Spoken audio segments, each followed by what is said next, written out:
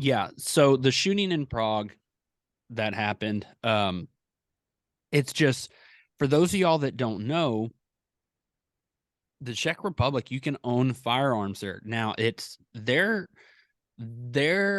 rights to own firearms, their constitution is pretty interesting, because it's really, really new. It's a Hmm. really young document. And when I say a really young document, let me pull up the article here.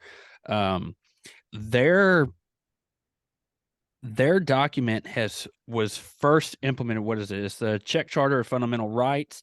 Um, it was first adapted in 91. Yeah. 91, like that is very recent. And it's only been amended twice, and that was in 98 and then 2021.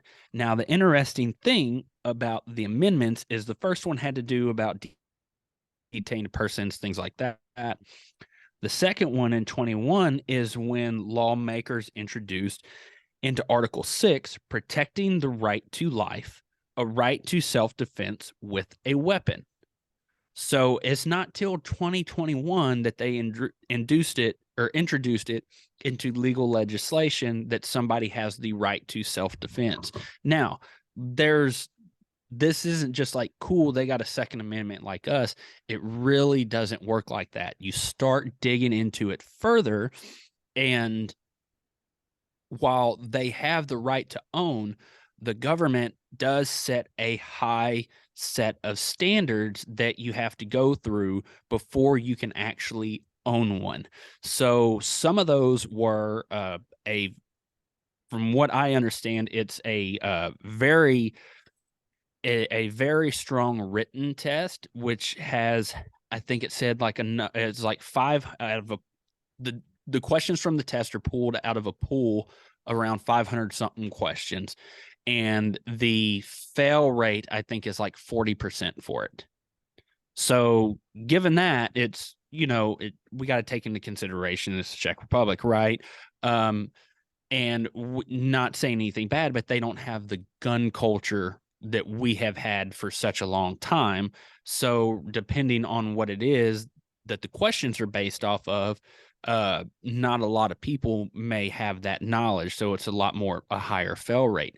And then they actually have to have a handling and proficiency test after that. So, they have to go to an instructor, have a firearm presented to them, show them that they know how to manipulate that firearm and can shoot it accurately, and then they can get their license to own it at that part. So with that in mind, nobody in the Czech Republic can just go out and buy a gun. And that leads to the situation of the shooting that happened in Prague. Is this was someone, just like we see all the time in the States, was a legal gun owner. They went through all the hoops, they took the classes, they did the proficiency test or the handling skills, whatever it is, and they still committed this violent act. So they've been trying to spin this situation from what I've seen is that, oh, this is happened very seldom in the Czech Republic. Look at all their hoops that they have to go through, and this has only happened very minute times. Well, I think it's important to look at the context of this has only been implemented since 21. I think that's something that we can't just gloss over in this situation in comparison from what's going on in the Czech Republic to the United States. Wouldn't you think? Yeah. The hard part is we like to, of course, right? We want to always compare to other areas. Some of the things that are interesting about, as you dig a little more into the Czech Republic, there's first of all the number of people that live in the Czech Republic is nowhere near the U.S. Remember that most of your European countries are the size of small states in the U.S. So when we talk about a European country, having incidents or anything, it would be like saying Oklahoma, and let's look at how many Oklahoma has had just by itself, not let's look at the whole U.S. So I think that's one of the things where people when they're looking into things like this, like, oh, well, look, this country has had, fill in the blank. Oh, this country's only had, this many incidents. Well, yeah, that's because they've got, maybe a 30th of the population or maybe less than that. I was trying to find, I'll have to find it and come back to it. I don't remember the act, we may have cities with a larger population than Czech Republic has. So that's something to always keep in mind, take everything with a grain of salt. I am impressed that this is kind of a stringent, you read about the tests they have to take, you read about all the stuff they have to take. They actually do have a shooting. They have to shoot to a certain level of proficiency for depending on the license type they have. They have 5 different license types, A through E. And depending on what you're getting your license for, you have to shoot a certain level of proficiency. Now, what for the self-defense, which it looks like is the most stringent, which would be the E type, then that's basically it's just kind of reading through it and not, actually talking to someone from there. That sounds like most akin to our LTC course, like our license to carry. That would be, if you're getting an E-type license in the Czech Republic, that seems to be what it is. So basically, from a distance of 10 meters, you have to shoot a pistol at what they call the international pistol target, which is 50 centimeters by 50 centimeters. And you just have to hit that sheet of paper. So that's what, a half a meter wide. So that's a 1.5 feet by 1.5 feet, roughly, I think. You only have to hit 4 out of 5 rounds, and they just have to hit the sheet. So that's not a high proficiency, right? Shooting. Now, you could argue that our LTC is not a high proficiency, but it was surprising to me, like, to get any of the A through E, you have to take some sort of shooting test. The other thing I want to talk about on this is they have a gun registry. That's another thing you have to do. It talks about, like, when you buy a gun, within 30 days, you have to register it with the police. So, I mean, here's an example of a gun registry not doing anything. I mean, I don't know what, again, I've never understood that argument of how a gun registry would ever stop anything like that. And that's why I've never understood the argument of, hey, let's, we need a gun registry. Also, when you look, I mean, they've had, if you start talking about real, I don't know how it's probably not the proper way to word this. If you start talking about actual occurrences of mass shootings over there, and Todd and I talked about this before we started the podcast, not using, I guess, American rules or how Americans decide mass shootings. They've had a 1, 2, 3, 4, 5 within the last that they're claiming, just reading, a couple of my, or well, no, never mind. That's just notable examples. Sorry. I thought this was supposed to be a list of them. But they've actually got some where they've shot, they've categorized them as someone breaking into a house, shooting a scorned lover and parents, and and they've had a couple other large shootings. They've had one where I'm not even going to try to pronounce this because I can't pronounce this.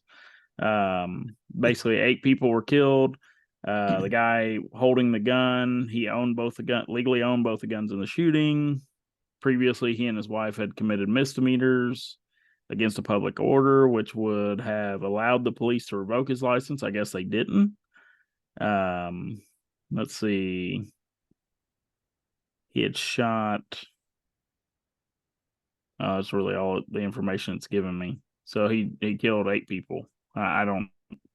I'm not sure. It doesn't give us much more of a motivation. It talks about there was another one that happened in 2019. 7 people shot dead, and that one was actually committed with an illegal handgun. And then, of course, they start talking about the 2023 Prague shooting. This one, like, what's confusing to me is I don't understand and I guess that's because I wasn't able to find it. Like I didn't find anything that gave you like, hey, they didn't. There's no speculation on the shooting that we're talking about now. Like I haven't, and I'll be honest, I didn't go try to find a lot of because I don't like a lot of the guys' motivations. I don't really go into that. Like if they left the manifesto, then you could read that if you wanted to. I don't generally try to give people that commit acts like these the time of day. I mean, there's clearly something wrong with them. I've always been like the way I was raised is you're responsible for your actions, and I always hate that we start talking about this and it's immediately, oh, it's somebody else's fault. It's the gun's fault. It's it's the government's fault for letting him get it. It's well, in the end, it all comes back to the person that commits the act. So I don't want to go down that rabbit hole of hey, what was this guy's motivation? But in looking at a lot of these gun laws that the Czech Republic has, it's interesting to look at.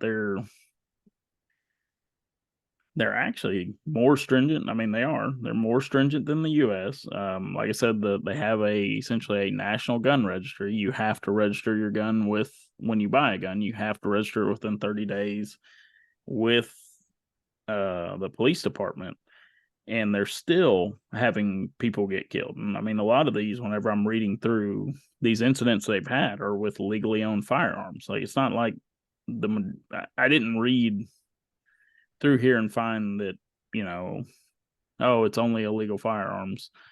But even then, if it's illegal firearms, your gun registry doesn't do anything, right? Your gun registry is not going to do anything. None of your firearms license are going to do anything. And that's one of the arguments we've made. A lot of people that are pro 2A make over here is you're going to penalize the people that are legally holding guns for something that that people illegally holding firearms are doing. And as I scroll down through here, I've actually misspoke. They said that actually the majority of their firearm altercations, I misread that earlier. It says the majority of their firearms, or of their, let's see, where's it at? It is generally not common for licensed gun owners to commit violent crimes with their guns. And most of the gun crimes are committed by illegal weapons that are beyond the control of the law. So basically saying that a lot of their gun violence is coming from guns that their laws can't control. So right. And that's exactly the whole point that we're trying to drive home with this. Not that we haven't beat our head against the wall having this exact conversation with other situations that have happened. It's making the point that all these people on on the anti-gun side are trying to point to the Czech Republic as like a model for what the US should do to make gun access restricted to save lives. But if you even go and look at the model that they have, they openly tell you, hey, the majority of our crimes are from illegal weapon ownership, right? And so it's still that is against the argument that they're trying to make, but they won't, that will never be open to anybody. They'll never talk about that. And another thing I think that's important to put into context when we talk about these other countries, and there's another guy, it was a YouTuber, he did a video on the difference between the Swiss and the American gun culture. And Colion Noir did a review on this, and I think he did a really good job when he broke this down. And I completely agree with him when he said this as well. And I see the same thing here with the discussion about the Czech Republic is their constitution. This one is very new, and their right to defend themselves or their right to be armed is a right it's a constitutional right, but it's a constitution. It's a right allowed by the government. It's a right given to you by the government. Same in the Czech Republic, same in the Swiss. Whereas the American view of the Constitution is it's not a right granted to us by the government. It is a right that is inherent to us as human beings and as Americans, and it is written into the Constitution to protect the government, to keep the government from restricting us of that right. So there's very much a difference in how that lays out in the foundational part of it. And I think that's important to for people to understand, whether you're trying to win somebody over in a debate or something like that, any other kind of discussion, because it has very much shifted that the narrative is that the government just allows us to do this, and gun people are just raising hell about it, and that's it. I mean, you could probably take it in a different direction of what they mean, but yeah, there are a lot of people that very much try to play it out that this is a right gifted by the government, not a right of human beings to be able to defend themselves. So yeah, that's a context that is very important. Yeah, and that is right, because that, like you're saying, it goes 100% into their lines that the government's not supposed to cross. But and that's the whole point of our Bill of Rights, right? Like that's the whole point of the rights we're given. That's the whole point of there are certain things that we're supposed to be above reproach, and that's what everybody's saying is the American Constitution, and that's where you get into these other into the weeds, right? Because the American Constitution is a lot different document than anybody else's. There's not many of them that have been drawn up the same way as the American Constitution. Now, I'm not going to say there haven't been, countries that have tried to learn from it or countries that have tried to implement things from it, but no one has truly implemented it the same way. Whenever we go down this slippery slope, and it started the second they put any limits, and this is my opinion, the second you put a limit on what weapon I can own is the second you're infringing upon my rights of gun ownership. Now, do I think I'm going to be able to own a tank and drive it down the road? Probably not, because I'll never have the finances to own a tank. So, I mean, honestly, well, yeah, but that's what I'm saying. Like, am I going to own a F-15 fighter? No. I mean, part of that goes into, there are certain things where they would probably put requirements for, hey, you have to have this type of a license. You have to have this type of, fill in the blank to be able to drive it, to be able to do things like that. But I truly, automatic handguns weren't outlawed for the vast majority of time in the U.S. I mean, that came in later. Okay. I don't know, where I stand on that is I haven't seen mass shootings done with an automatic firearm.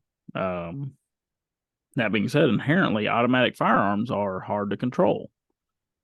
More than likely, you're not going to be able to hit a lot of people, and you're going to blow through your ammo within an instant, very quickly, very inaccurately. And this is just a general statement from just looking at it, right? Most people, I've never even personally shot a fully automatic gun, so I can't even begin to tell you how I would control it. I know I've seen plenty of videos of people whenever they shoot them and they have absolutely zero control. So I fundamentally don't believe that the Second Amendment needs to be infringed upon. Whenever the Second Amendment was written, they didn't say only muskets. They didn't say you couldn't own a cannon. They didn't say anything like that. Like at that time, you had cannons, you had blunderbusses, you had all sorts of things that were that could very detrimentally damage people and that were dangerous, and high caliber, all this good stuff, right? Go ahead. The government at that time, in that time period, there were privateers that pretty much had warships, and they're like, hey, you got these warships, why don't you, we'll hire you and you come, go fight with us, on the private side. And it's it's the statement, and that always always hear that from Joe Biden saying, well, you couldn't own a cannon. No, you Yeah. could. And they Yeah. I mean, did. and people It did. was, Yeah. I mean, that's the funny thing is like people did. Now, most people didn't. Most people weren't going to upkeep a cannon. So, the practicality of that comes in. It's just like I'm not going to upkeep a tank. Like the practicality of that goes out the window. Like I'm not like I fundamentally understand that there's certain things I'm not going to own. Like your average person can't afford a $30 billion fighter jet. He always likes to bring that up. What are you going to do against an F-15? Well, I mean, from what we've seen in the Middle East, I was guys about with that. guys with 60-year-old AKs can do a lot. Yeah. So, yeah, I mean, I don't. Yeah. I In always love that pajamas. statement. Yeah, yeah, I always love that statement of what are you going to do? I'm going to do the same thing that every other resistance has ever done, and that's the whole point.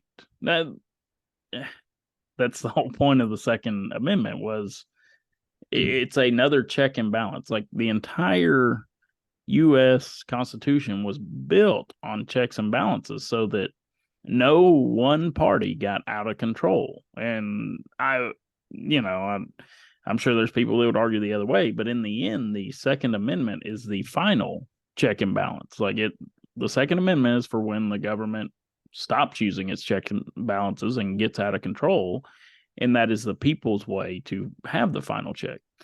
So, Yeah. sorry. There was another article that I read, looking some information about this.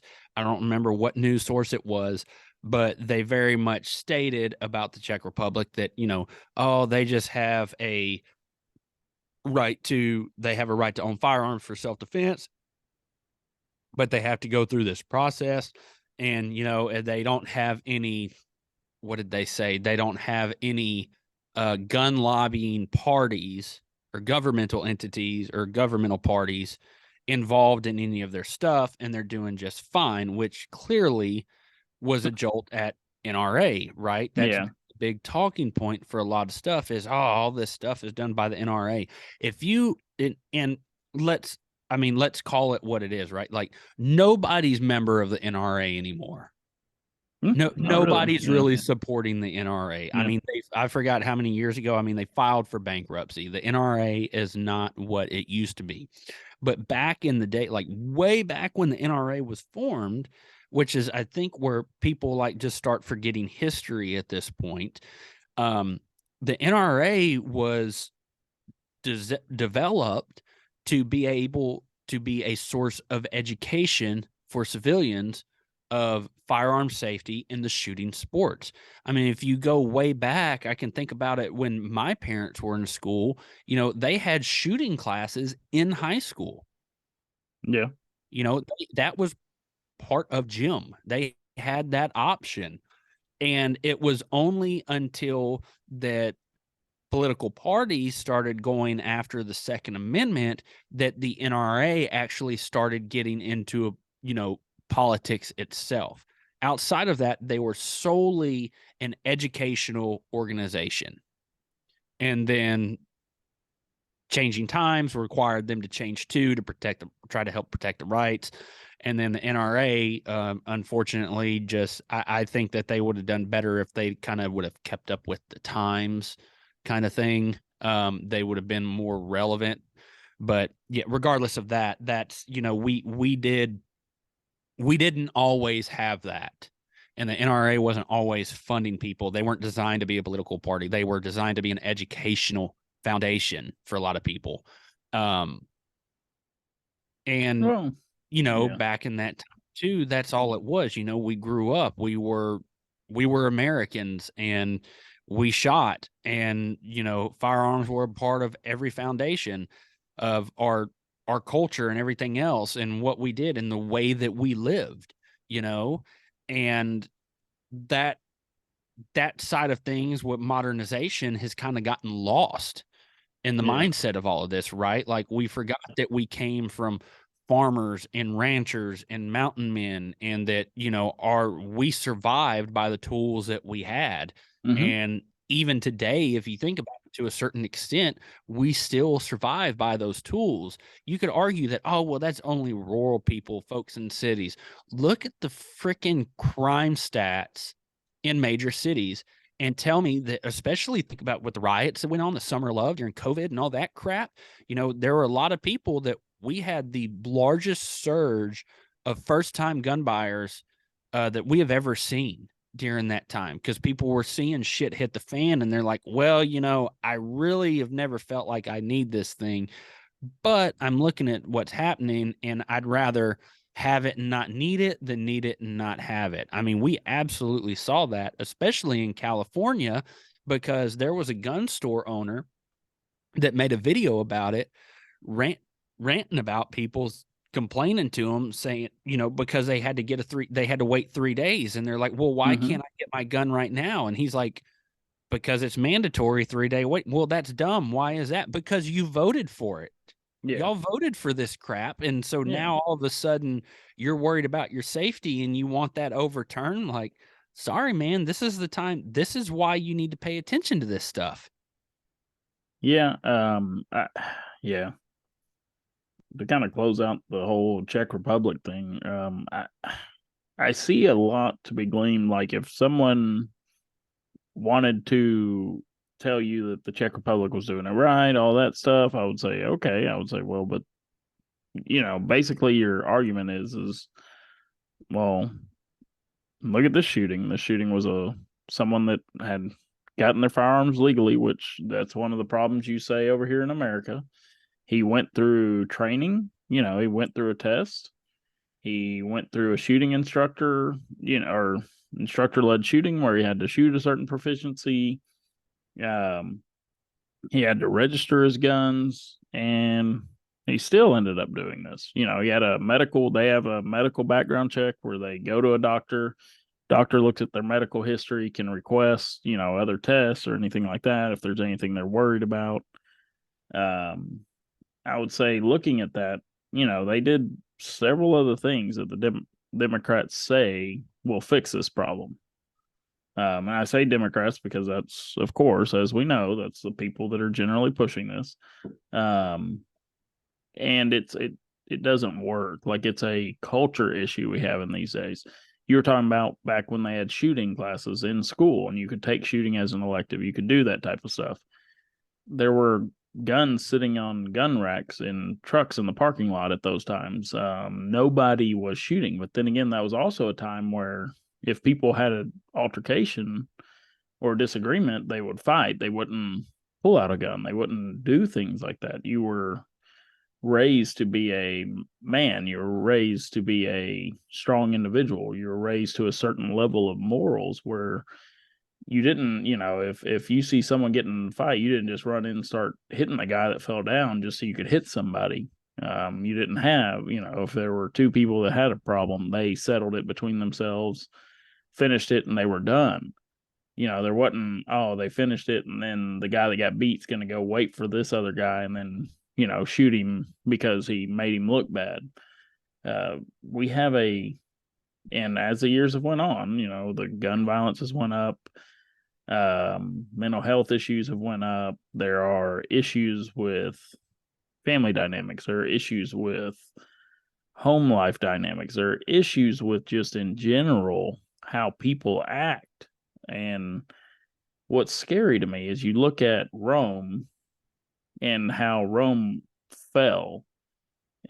It's eerily similar to how the Western world, and I say the Oh, very Western much so. world, yeah, I say the Western world because it's not just the US. It's happening in Canada, it's happening in Great Britain, it's happening in most of the European countries. Hence why we're kind of talking about the Czech Republic too at this point. But you're fundamentally losing the identity of the Western world and what has allowed the Western world to get to the point it was. There's a reason why the economy is so great. There's a reason why the world essentially, more or less, it's been world peace since World War II. Now, have there been wars? Yes. But have they ever been close to a world war? No. There's a reason. It's because the West won And then the West said, nope, we're going to behave ourselves and we're going to act like we can all work together. Now, the problem is part of how that's done is the guy who has the bigger stick. And that's kind of even comes down to using having a gun for home defense, things like that. You look around the world and nobody fears the Western world anymore, because the second anybody from the Western world does anything, they point the finger and say, racist or bigoted, or, fill in whatever buzzword they want to use to say, oh, you're terrible towards whatever group of people you're trying to stop from doing something bad. I mean, if you even look around right now, like we're about to have a very large scale issues with trade on a global scale, just because as a country, we can't handle our business. We can't even stop a group of pirates from shutting down shipping lanes. Now, I don't understand how that happens, but you look at the deterioration from the top down. The Western governments are failing, and they're failing fairly strongly. It's we're there's no consequences. You look around while we're seeing, again, gun ownership's going up because of the rise in crime, because no one feels safe. No one feels like their government, their police force is going to be able to help them, because they can't, because of the way the country's being ran. You have your police forces are very understaffed, and quite frankly, I wouldn't want to be a police officer right now. I mean, I think we've had that conversation before. Like, it's a scary thing to be a cop, because you can try to do your best, and you may get shot, or you may get, you may be trying to do your best, and then you may be hung out to dry, and for doing anything, for even just doing your job, right? It's a hard world we live in right now, because we're drifting so far into this new realm of what's normal, what's supposed to be accepted. As we do that, we lose track of people that just follow general rules. I mean, like we said, the Czech Republic has a very stringent, or a more stringent, gun licensing system and process that you have to go through to own a firearm. But that doesn't change the person that's getting the firearm. I would assume, obviously, this person passed the medical test. They said everything was owned legally. So this person went through and said, yep, I want to own a gun. And he picked whatever it was for, out of those 5 options, whether it's, one of them's like gun collecting, one of them's sporting, one of them's home defense, right? He selected that one. He took his test. He went to his doctor, or a doctor. I don't know if I didn't really see on there if you use your personal doctor, or if it's like a state assigned doctor. Went to the doctor. Doctor reviewed medical records, said you're good to go. Said there's nothing here that tells me, hey, you can't own a gun, or you're a danger, I guess, to society. However they decide that. He did his shooting test, and then they said, yep, you can have your gun. Then he bought his gun or guns and went and said, okay, here you go. Mr. Officer, I've registered my gun with y'all. This is the gun I own. And it even says in there, like, you're only allowed to own ammo for that gun. You're only allowed to own specific things for that gun. Like, it's very stringent as to what you can have once you buy a gun, but that didn't stop him. Unfortunately, I know what that opens us up to. It opens us up to the other argument of, well, nobody should have one. Well, right. I will tell you this, like, that's just not possible. Unfortunately, like, anybody that says that, like, that is not possible. That is not going to occur. Not in the United States. Even if you do a buyback, if you do anything like that, no one is going to give up their guns at this point. I'm not. So the crazy part about it is, too, even if they have, you have all these stringent things in place, somebody has their mental health checked at that moment, it doesn't mean that somebody's not going to have something induce a situation or create troubles down the line that's going to change that, that's going to change that person's behavior. Now, like you said, that leads into the only way to fix that then is to take it away from everybody. That shouldn't interfere. I can't control that individual's situation. So should that ultimately affect my rights and your rights and anyone else's rights to have the ability to defend themselves? No, it should not. And so it's the idea of that we're going to have these specific things that are going to stop this specific problem is it's bullshit. It's a moving goalpost that you're not going to ever be able to set down and say, here's a solution. We fixed it. This will never happen anymore, or we'll be able to reduce it to this amount. That's just not going to happen. When you have the human dynamic involved in it, that's never going to happen. And to keep in mind, we've definitely gone down the weeds here, but we're gonna move on a little bit. But leading up to the 2024 election, one thing that I want everybody to make sure that they completely understand, because you're going to start hearing this narrative, you're going to start hearing these stats, and you're going to start hearing these numbers about how many mass shootings that we've had in the country. There's a mass shooting every, however many minutes or hours or whatever. If you go to the CDC's page and you look at the statistics for gun violence, they list on there what they consider as a mass shooting, right? So they tell you what they consider, but a lot of people don't consider the context of where the majority of those numbers are being applied to, right? So what we consider in the US as a mass shooting is 4 deaths or more. Okay. So that's what's considered a mass shooting. You look at the numbers don't translate the same for the actual, like what we actually consider a mass shooting, like a violent action of somebody entering a school or a public area and shooting random people. That's not what we actually perceive, or that's what we actually perceive as a mass shooting, not what they're considering, right? So the numbers don't actually correlate to what we consider. What does correlate to that is the gang violence in New York, Chicago, LA, 4 deaths or more. So gang members killing each other in a turf war or whatever's going on, drive-by shootings on these